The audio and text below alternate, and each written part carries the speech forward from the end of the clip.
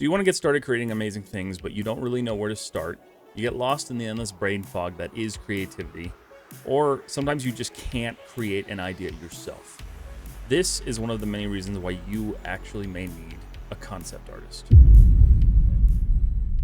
So this is a topic that I recently had a run-in with. It was something that I wasn't necessarily sure how I wanted to approach it or how I even could approach it, because it's kind of a weird thing to ask someone to let you use their art. So I'm hoping that this information that I have will help somebody else in their situation with trying to figure out how to create new things, but also not have to come up with the entire idea themselves.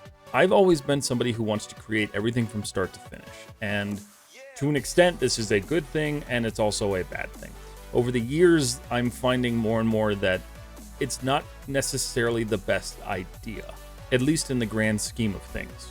While there's nothing wrong with doing this, it can lead to things like burnout or a creative dead zone. This isn't to say that people aren't capable of doing it. I know I'm capable of it myself, but to continuously try to do everything all the time, all at once, you will end up burning out. It happens, it's incredibly common, and hopefully this helps kind of alleviate some of that, because I know for me, it's alleviated a lot of the stress of trying to come up with my own ideas.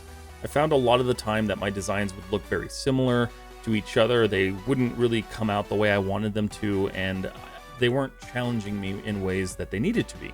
So this is why I finally decided that it was time for me to reach out to somebody and see if I could work with them and use their concept work for something that I was going to build for my portfolio. I want to make this part incredibly clear. Do not steal someone's work. If somebody has created something that you like, do not just assume you can use it. Do not just take it. Of course, if there's a description that says, please use as you will, or please use as you wish, whatever, go for it. However, if they don't have anything like that, your best option is going to be to reach out to them. So where do you start? That is the big question, but in my experience, the best places to look are sites like ArtStation, DeviantArt, and even Pinterest.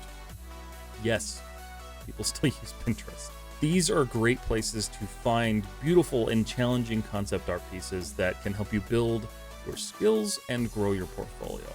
There is a catch to this though. Most of the time, these artists will allow you to use their work for non-commercial terms, which means you won't be making any money off of this or their designs. This is pretty common because in the end, they're artists too, and they want to make their fair share. You can always circumvent this by finding out if there is a way that you can financially compensate them for their work, or seeing if there is a way that you guys can work out a deal together for a commercial license. But if you're just looking to work on your portfolio or build your skills, I don't really suggest that you bother with this. It's also perfectly normal in these situations to be afraid that you're going to be told no. Most of the time, in my experience, you really won't be told no. However, there is going to be that one artist or that few couple of artists who don't necessarily want their work being used for free. And if that's the case, that's kind of where you have to leave it unless you're willing to pay for it. I wouldn't suggest going behind their back or doing anything like that, because in the end, you're stealing from them, you're hurting your image by doing that, and it's not cool. So when it comes to the fear of being rejected, while it is something that a lot of us have, that we are afraid to be told no, we're afraid to be told, I don't want you to use my stuff because I don't like your skill level, whatever it is. I don't think most artists would do that to somebody, but the reality is that you do need to be comfortable with the idea that you may be rejected, because even I've been rejected a couple of times, and there's nothing wrong with that. It happens. As one artist to another artist, like if somebody wants to copy my work or use my work, I'm usually pretty picky on how I handle those conversations, because I don't necessarily want people remixing my work or doing things that I've done differently, like that I've actually created myself. So I can understand where an artist would come from, especially being that they work so hard on that stuff. However, again, I don't think you're going to really run into this as much as you think you will. Most artists are genuinely happy to let you use their work for portfolio purposes or non-commercial purposes. But let's say you've reached out, you found your artist. What do you do now? Once you have that person who agrees to let you use their concept art and their work, make sure you establish some ground terms on what it is they want you to do to credit them. Whether it's tagging them on social media, which we'll talk about in a second, or if it's just including created by or original concept by, however they want to be credited. Make sure that you respect that, because in the end, they're helping you as much as you are helping them, depending on what your purpose for this is. It's kind of a mutual understanding that you are either helping each other or you are at least helping them because they're allowing you to use their work. This is where, when we talk about tagging an artist online, I want to clarify. It's kind of important to make sure you understand what their wishes are in regards to being tagged in content, especially if you're going to be making content off of the process of creating this model like I have before.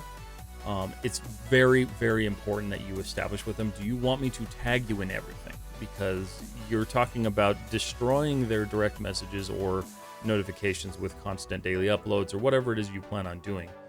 Just make sure that it's established that you have actually talked with them about how they want to be credited, because tagging is one of those things where it can be a nuisance if it gets too extreme. And eventually, the last thing you want is the artist to come to you and say, hey, I need you to stop tagging me, and I also don't like what you're doing. I need you to stop. You don't want that. So just establish it early on. You don't want to upset them. Make sure you have everything documented and good to go. And at this point, whether you have paid the artist or you've agreed on free use case, make sure you stick to the wishes of that artist, because not only does it create a valuable connection for you, but it opens the door to a future of working with them, which is also another important aspect of this. Not only are you asking somebody to use their art, you are networking. This in itself is networking, because it is an artist to another artist who hopefully will create a connection over the work that you have done with their work.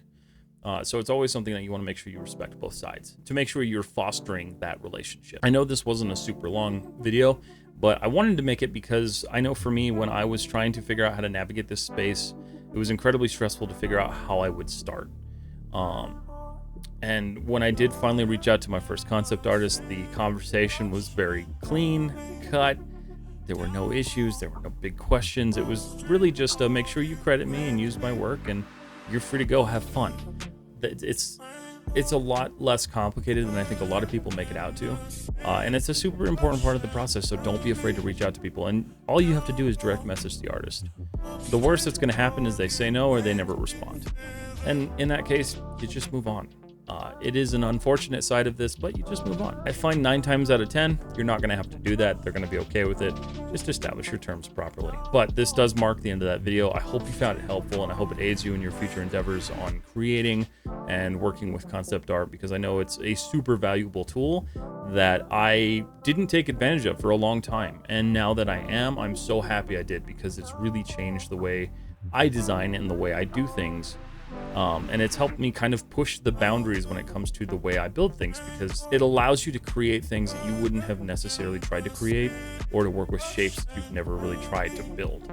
So it's really cool, and it's a really awesome way to learn and build your portfolio. So as always, thank you so much for watching. I really appreciate you being here. Please like and subscribe if you found this content useful. If not, leave me a comment. Let me know. Let me know what you think. I would like to know what you think about these videos going forward. And with that said, I will see you all in the next one.